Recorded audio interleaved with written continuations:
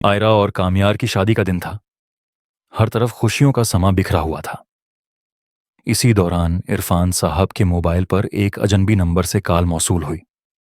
Phone उठाते ही दूसरी जानिब से कहा गया कि बेटी का निकाह करने से पहले भेजी गई तस्वीर जरूर देख लीजिए, ताकि कामयार का असल चेहरा सामने आ सके।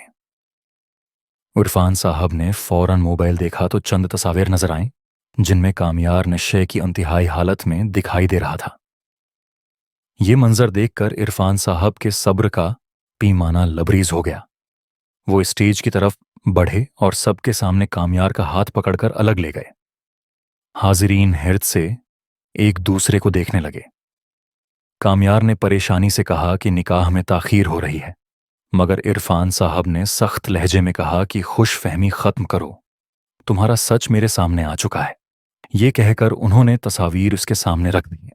तस्वीर देखकर कामयार साकित रह गया और कानिपती आवाज में सफाई देने लगा कि उसे इल्म नहीं ये सब कब हुआ। उसने दावी किया कि आयरा के बाद उसने खुद को बदल लिया था, मगर इरफान साहब ने सख्ती से उसकी बात रद्द कर दी। इसी लम्हे आयरा वहां आ पहुंची और हकीकत जानकर टूट गई। उसने खुद को धोखे में महसूस किया और सबके सामने रिश्ता खत्म कर दिया।